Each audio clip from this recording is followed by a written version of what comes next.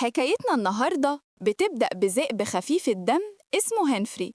كان دايما بيحب الضحك والهزار، وبيحب يلعب ويتزحلق هو وأصحابه في الغابة.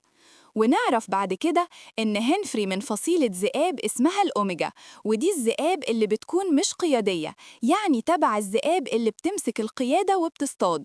وفي نفس الغابة كان في ذئبة اسمها كيت وأختها ليلي. كيت كانت من فصيلة الألفا، يعني ذئبة قوية وصيادة وشخصيتها قيادية. أما أختها ليلي كانت أوميجا زي هنفري كده، خفيف الدم ومرحة. بس بالرغم من إن كيت وهنفري من فصيلتين مختلفتين، إلا إنهم كانوا أصحاب من وهم صغيرين، دايماً بيلعبوا مع بعض ويضحكوا ويتزحلقوا على الجليد. لكن لما كبروا شوية، وانستون والد كيت وزعيم القطيع قال إن الصداقة دي لازم تخلص، لأن كيت كبرت ولازم تروح تتعلم إزاي تبقى ألفا حقيقية، وتتعلم الصيد والسيطرة عشان لما ترجع تبقى قائدة للقطيع. وساعتها قالها بوضوح إن الألفا ما ينفعش تبقى صاحبة أو قريبة من الأوميجا، دي قوانين القطيع. بس هنفري بالرغم من كل ده ما قدرش ينسى كيت، وفضل شايفها في خياله طول الوقت. بعد سنة كيت رجعت من مدرسة الألفا، وبقت قوية وشجاعة وجاهزة لأول رحلة صيد ليها. أما هنفري فكان لسه زي ما هو، بيضحك وبيهزر وبيتلج. فأول رحلة صيد لكيت شافها هنفري من بعيد، وكان منبهر بيها، خصوصاً لما شاف إن ذئاب من القطيع الشرقي دخلوا أرضهم وكانوا عايزين نفس الفريسة اللي هي بتصطادها. وده خلى الغزلان تهرب، وتقلب الوضع وبقوا الذئاب هم اللي بيجروا والغزلان وراهم. لكن كيت قدرت تنقذ الموقف، ونطت زي النينجا كده وأنقذت الذئاب اللي معاها. بس بعدها حصلت خناقة بين ذئابها والذئاب الشرقيين، وهنا جه هنفري بسرعة ومعاه أصحابه، وساعدوا كيت يهزموا الذئاب الشرقيين. بعدها الزعيم الشرقي أمر ذئابه يرجعوا القطيع، وكيت رجعت هي كمان لعرينها. وفي نفس الوقت كان واضح إن القطيع بتاعهم عنده أزمة، مفيش فريسة كفاية للأكل. عشان كده وينستون قرر يقابل توني زعيم القطيع الشرقي عشان يلاقوا حل. توني قال له إن أرضهم كمان فاضية من الفريسة، وإنهم مش هيقدروا يعيشوا كده، وإن الحل الوحيد إن كيت تتجوز جارث ابنه، وبكده يتوحدوا القطيعين. وينستون اتردد بس وافق في الآخر عشان يحافظ على السلام. كيت سمعت الكلام ووافقت، وقالت إنها تتجوز جارث لأن ده واجبها تجاه القطيع. كل الذئاب بدأوا يجهزوا للفرح، لكن هنفري ما قدرش يصدق اللي بيحصل. حاول أصحابه يمنعوه من يقرب منها، بس هو ما قدرش يمنع نفسه. في وقت الفرح كيت قابلت جارث لأول مرة، وكان واضح إنه قوي وشجاع، وأعجبته بيه في الأول. بس فجأة هنفري وقع عليهم من فوق شجرة بالغلط. كيت اتضايقت جدا وقالت لليلي تاخده وتمشي. جارث حاول يتكلم معاها ويتقرب منها، وكانت الأمور ماشية تمام لحد ما سمعوا صوت عوا جامد. ولما عرفت كيت إن ده صوت هنفري اتلخبطت ومشاعرها رجعت. جارث فضل واقف مستنيها، لكن كيت جريت بعيد عشان تهدى. هنفري راح وراها وقال لها إنه حاسس إنها مش مرتاحة، بس قبل ما يكملوا كلام جه صياد وضربها بسهم تخدير. وهنفري لما راح يطمن عليها هو كمان اتخدر. لما فاقوا لقوا نفسهم في صناديق معدنية جوه عربية نقل، وبعد شوية وصلوا لمحمية طبيعية بعيدة جدا، والصيادين سابوهم هناك ومشوا. خرجوا من الصناديق وفضلوا يجروا لحد ما وصلوا المكان فيه صخور وخضرة، ولقوا هناك بطة وإزة بيلعبوا جولف وحيوانات بتتفرج. لما الحيوانات شافتهم غريت والبطة طارت، لكن الإوذة ملحقتش، وهنفري مسك فيها بالغلط وطير بيها، وبعد شوية وقعوا هما الاتنين على الأرض. الإوذة بعد ما هديت قالت لهم إنهم في هاواي، وإن الصيادين أكيد جابوهم عشان يتجوزوا ويخلفوا ذئاب صغيرة للمحمية.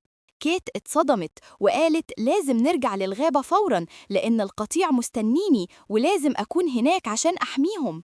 من أول ما كيت قالت إنها لازم ترجع للغابة، وهي وهنفري بدأوا يدوروا على طريق للرجوع. مشيوا كتير وسط الجبال والغابات، وكانوا تايهين ومش عارفين هم فين بالظبط. وفي الوقت ده القطيع كله كان بيدور على كيت ومش فاهمين راحت فين، بس أختها ليلي كانت مشغولة مع جارث. كانوا بيتكلموا ويتعرفوا على بعض، وبدأوا يتقربوا أكتر من أي وقت، والاتنين حبوا بعض من غير ما يحسوا. أما كيت وهنفري فالعربية اللي كانت واخداهم وقفت ونزلوا منها يشتروا أكل. هنفري نزل وراهم وقال أروح الحمام بسرعة، وهو راجع شاف كيس كيك مقدرش يمنع نفسه، راح جاي واخده وأكله يقلد ولد كان بياكل نفس الكيك في عربية قدامه. بس فجأة الناس شافوه واتخضوا، وواحد منهم جاب بندقية وبدأ يهدده. هنفري وقف في مكانه مش عارف يعمل إيه، والعربية اللي فيها كيت كانت مشيت خلاص. بس قبل ما يضيع كيت رجعت له في آخر لحظة، أنقذته وركبوا العربية وهربوا. هربوا فعلا، الدنيا كانت بتمطر جامد. كيت اتضايقت وقالت له أنت سبب كل المصايب دي، بس هو حاول يعتذر وقال لها يا كيت إحنا لازم نستنى المطر يهدى وبعدين نكمل. هي ما سمعتوش ومشيت في المطر، وفضل وراها لحد ما وقعت من فوق صخرة، وهنفري بسرعة نط وأنقذها حتى لو كان هو اللي وقع في الآخر. نزلت كيت تبور عليه، لقيته بخير، وساعتها ابتسمت وقالت له ما كنتش متوقعة إنك تقدر تعمل كده. ومن اللحظة دي بدأت تحس بشيء تجاهه. باتوا الليلة سوا مستخبيين من المطر، والصبح جت البطة والأوزة اللي شافوها قبل كده وقالوا لهم إنهم شافوا كل اللي حصل وإنهم كانوا قريبين يموتوا. كيت قالت لهم ساعدونا نرجع للغابة، ضروري نرجع. قالوا لها إن في قطار سريع بيعدي على الغابة، لكن المحطة في الناحية التانية من الجبل. كيت وهنفري بدأوا الرحلة للجبل. أول ما وصلوا اتبهروا بالمنظر، كله تلج وأبيض، وقعدوا يلعبوا بكرات التلج زي الأطفال. لكن هنفري وهو بيلعب شاف دبدوب صغير راح يلعب معاه، بس بالغلط ضربه بكتلة تلج فالدب عيط. وفجأة ظهرت أمه وأبوه 3 دببة كبار بدأوا يجروا وراهم، وكيت قالت خلاص مستحيل نلحق القطر. بس هم ما استسلموش وفضلوا يجروا ويجروا لحد ما مسكوا في جذع شجرة نازل على الجليد، واتزحلقوا بيه بسرعة رهيبة والدببة وراهم، لكن في الآخر طاروا على القطر ووقعوا عليه بسلام. كيت كانت مش مصدقة نفسها، قالت له إحنا فعلا عملناها؟ ضحك هنفري وقال لها مفيش حاجة مستحيلة لما نكون سوا.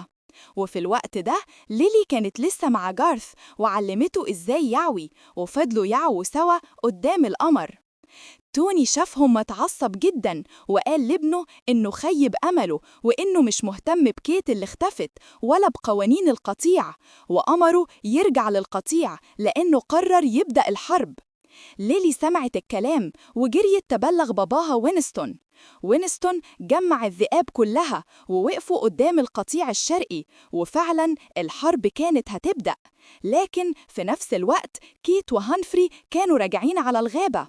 بالليل هنفري بص للقمر وبدأ يعوي، وكيت بصت له بكل حب وبدأت تعوي معاه كأنها فهمت مشاعره أخيراً.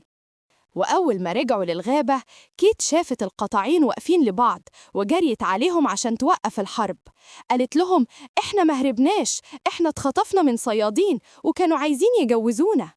أمها مسكت هنفري وكانت هتضربه، لكن كيت وقفت وقالت ده اللي أنقذني ورجعني. وبعدها راحت لتوني وقالت له أنا موافقة أتجوز جارث عشان نوقف الحرب.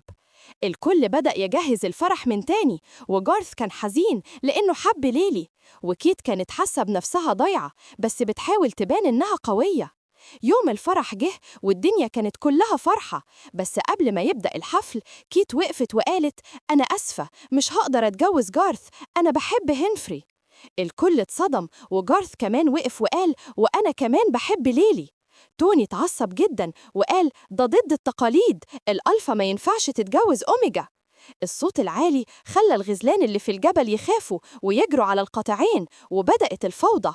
هنفري وكيت جريوا بسارة وأنقذوا القادة توني وينستون باستخدام جذع شجرة زي الزلاجة، لكن كيت اتصابت وهي بتحاول توقف الغزلان ووقعت على الأرض، وهنفري حاول يصحيها بس ما فقتوش.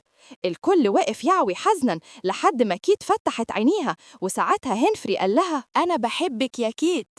وينستون وتوني بصوا لبعض وقالوا اللي حصل النهاردة لازم يغير كل حاجة، وقرروا يلغوا القوانين القديمة ويسمحوا للألفا والأوميجا إنهم يتجوزوا بعض. وفي النهاية اتعمل فرحين كبار، كيت اتجوزت هنفري وليلي اتجوزت جارث، والكل كان فرحان. طيب يا جماعة، سؤال سريع قبل ما نخلص. مين هو الصحابي اللي نام في فراش النبي ليلة الهجرة؟ اكتبوا الإجابة في التعليقات تحت ونشوف مين اللي مركز معانا. ما تنسوش تعملوا لايك وتشتركوا في القناة وتفعلوا الجرس عشان يوصلكم كل جديد، وصلوا على النبي عليه أفضل الصلاة والسلام.